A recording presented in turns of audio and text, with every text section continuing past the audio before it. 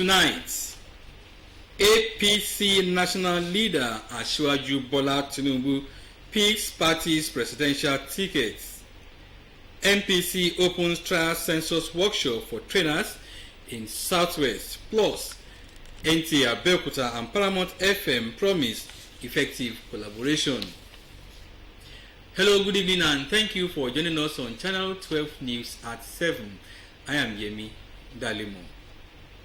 Former Governor of Lagos State and leader of the All Progressive Congress, Bola Ahmed Tinubu, has been declared winner of the party's 2022 presidential primary election ahead of the 2023 general elections. He scored 1,271 votes to defeat his closest contenders, Rotimi Amechi and Vice President Yemi Osinbajo, who scored 316 and 235 votes respectively.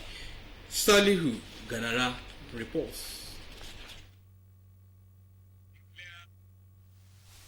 Asiwaju Bola Ahmed Tinubu as the presidential candidate of our party in the forthcoming 2023 presidential election.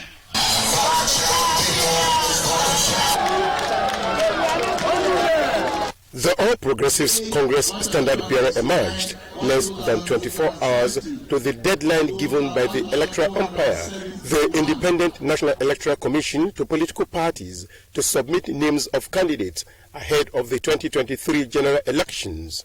Ahmed Bola Tinubu is the second aspirant to get the party's presidential ticket after President Muhammadu Buhari since its formation. He reaffirmed his desire to build a new Nigeria by consolidating on the foundation of prosperity laid by the current administration. The competition is now over.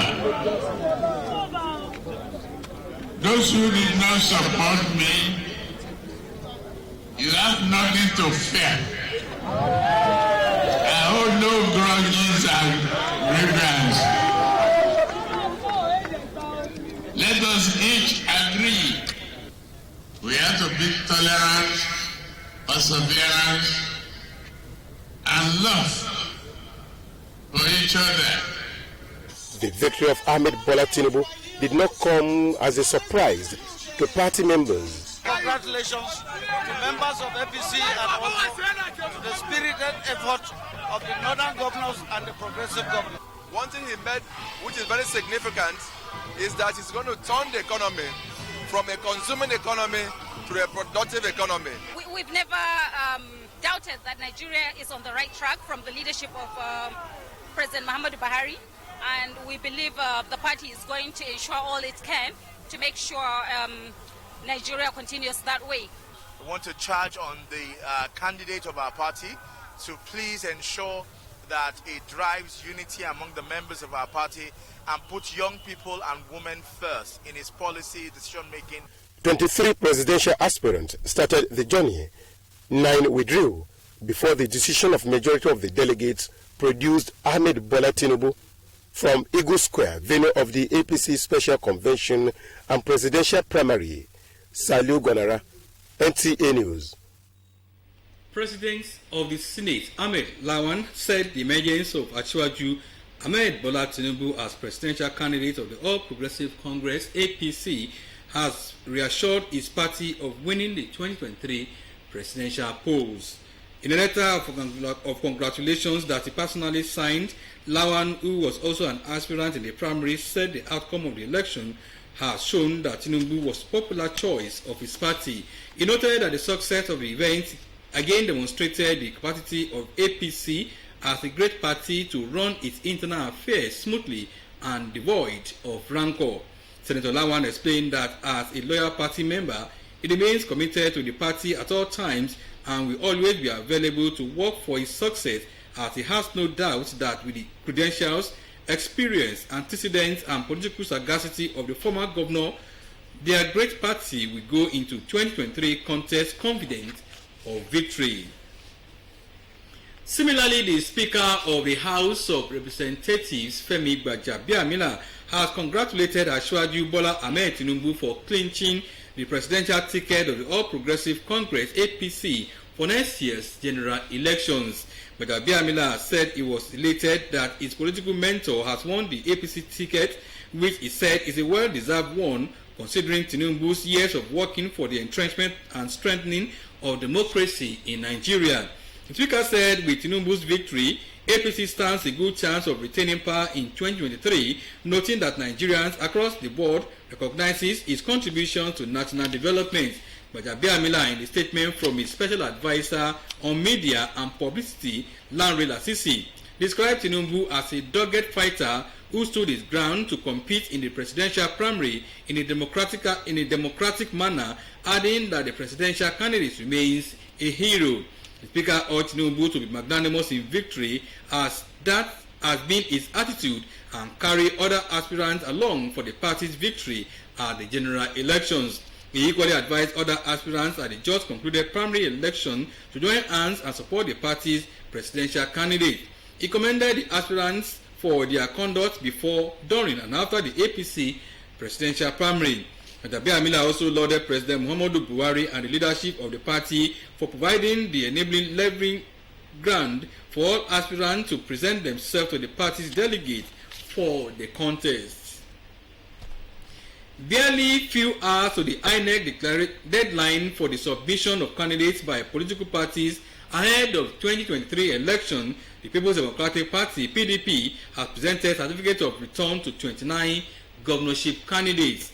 National chairman of the party, Iyorchia Ayu, tasked the standard bearer to work with aspirants who lost in the primary to secure victory at the general elections. In another development, ahead of the 2023 National Population Census, the National Population Commission (NPC) has organized a trial census training program for 140 senior executive officers drawn from the 6 southwest states, who will in turn train other stakeholders. In Abeokuta, Lekon Agbonde reports that the training is aimed at preparing the ground for a successful national census come next year. The 140 executive officers drawn from the 6 states of the southwest of the country converged on Abeokuta for the Train the Trainers program. They are expected to go back to their respective states to train other stakeholders in the census exercise next year. This, NPC says, is part of efforts to perfect all necessary arrangements to ensure smooth national population census next year. The Federal Commissioner, National Population Commission, representing Osun State, Bashir Hussein, while flagging off the workshop, says the Commission will be conducting a successful, accurate, and credible census that will add values to national planning and programming. Mr. President has directed us that is ready to do this census in order for Nigerians to have an accurate data. Because without data, that's not what we can do. For the first time in the history of this country, we have an accurate data. For the EAD that we did about 1 year ago, of course, by now, when we finish and put everything into perspective, we will know the number of each household. They have called the academia to come together because we taught most of these principles and ideas at the universities. So we have been called upon to come up with the curriculum. And the curriculum is the training curriculum for all the census functionaries in Nigeria. That is the enumerators, the supervisors, and the coordinators of the projects. The National Population Commission says all apparatus will be duly tested before the 2023 National Population Census to ensure effectiveness and success. In Abeokuta, Lekon Agbonde, NTA News. The Nigerian Television Authority (NTA) Abeokuta will continue to partner other media organizations in the state in a bid to deliver more effective and efficient broadcasting services to the viewers, especially as the 2023 general election draws nearer. This was the outcome of a costly visit paid on the management of NTA Abeokuta by the management of FRCN Radio Nigeria, Paramount FM, also in Abeokuta. Akim Chimo's report is here presented. The costly visit of the management of Radio Nigeria Paramount FM Abeokuta to NTA station was centered on ensuring a symbiotic relationship between the two federal government broadcast stations. General Manager Paramount FM, Mr. Akinyinka Akintola, promised to consolidate on the relationship to take broadcasting to more greater heights in Ogun State. We can collaborate in the area of training of our presenters. Therefore, news coverage too, I know you have an edge because I know people like visuals. So you get more assignments than we get at Parliament FM. And the area of marketing too. We're in the political era. The two marketing heads, they can work together and get jobs for each of the stations. The general manager of NTA Abeokuta, Mrs. Fumi Wakama, while appreciating the visitors, promised effective collaboration with sister agencies in the quest to revolutionize broadcasting sector in the state and present quality broadcast content. We were able to look at areas of collaboration. We've been having this synergy between Paramount FM and NTA, which started years back. We intend to consolidate and build on it, to look at other ways we can synergize in areas of programming, marketing, things like that. So that's what we're looking at, and we welcome him to Ogun State and we wish him all the best. The visit by the new GM of Paramount FM Abeokuta to NTA Abeokuta Ogbe premises is part of its familiarization visit to other media stations in Ogun State. And now to update from our church attack in Ondo State. There is an impressive turnout of blood donors at various blood donation centers in Akure, where people are voluntarily donating blood to save the lives of survivors of Sunday Owo gun attack victims. Toyin Batire has the details. At the Mother and Child Hospital and University of Medical Sciences Teaching Hospital, both in Akure, the donors were determinedly donating their blood, as some of the blood pans already taken have been kept inside the bank. Heads of the laboratories at the centers explained that PCV, blood group, and communicable diseases were tested before the donation, noting that the turnout since Sunday has been encouraging. People troop in to come and donate. At least we have collected up to 110 pints of blood from voluntary donors. 104 pints of blood has been taken to Owo. As it is now, we've been told to relax on the blood drive because they have more than enough sufficient now at FMC Owo. Other centers designated for the exercise are Ondo State School of Health Technology Akure and Prayer Center Adofure in Idori. In Akure, Toyin Batire, NTA News. You're still on to Channel 12 News at 7. The news will continue shortly after the break. Stay with us.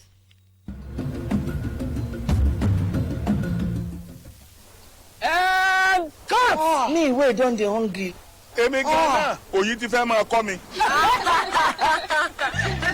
Everybody knows, say, I be real person. Even for my acting. Now, original. Enjoy my people. As now they see me so, I know they joke with anything where they bring rich flavor, total nutrition, and great taste. Like my Checkers custard make 3-in-1, the Totorica, Banda, and rich custard. Can someone get these two out of my set now? Good thing good, I beg. I no go lie. This na custard. Checkers. Na custard be that. Thank you for being there and welcome back.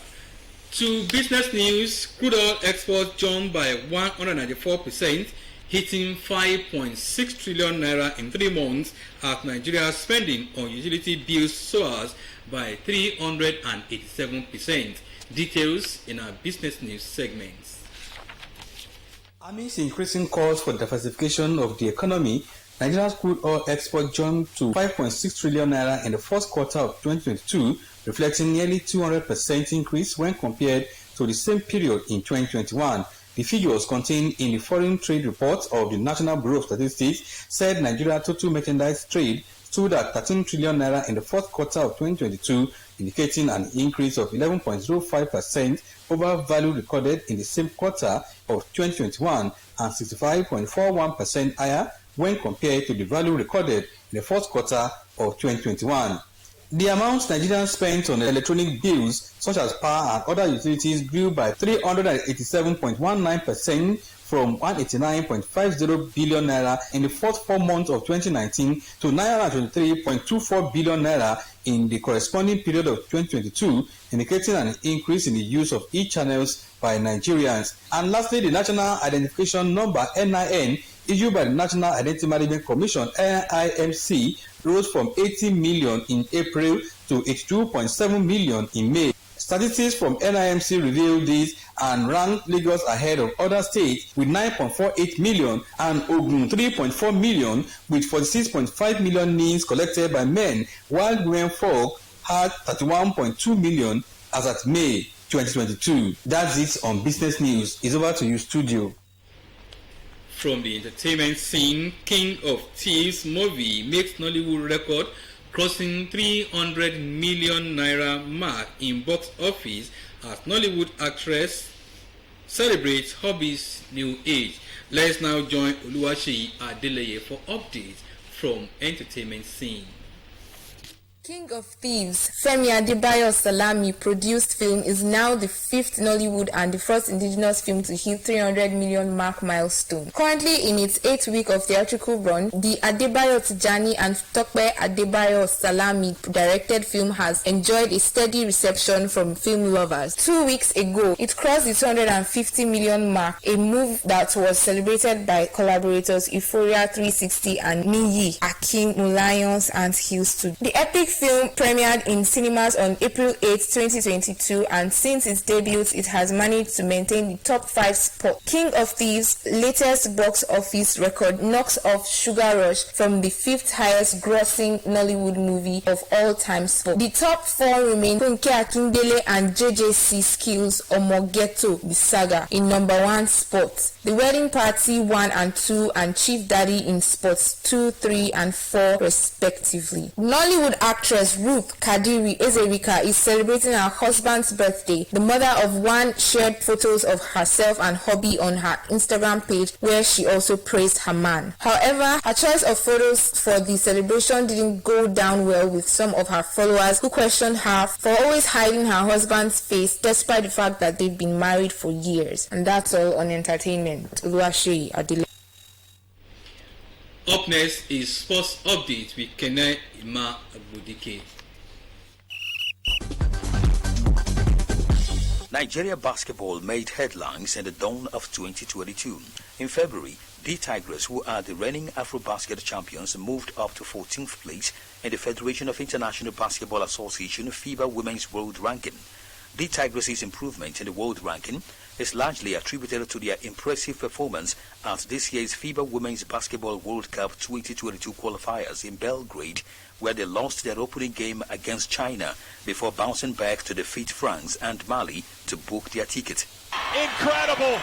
Nigeria celebrate! But the dream of the Tigers to appear at this year's World Cup was dashed following federal government approval to withdraw Nigeria from all international basketball competitions for a period of 2 years with effect from May 12, 2022 due to unending leadership crisis in the Nigeria basketball. And with that sports updates, we have come to the end of our news tonight. We thank you for watching. Good night.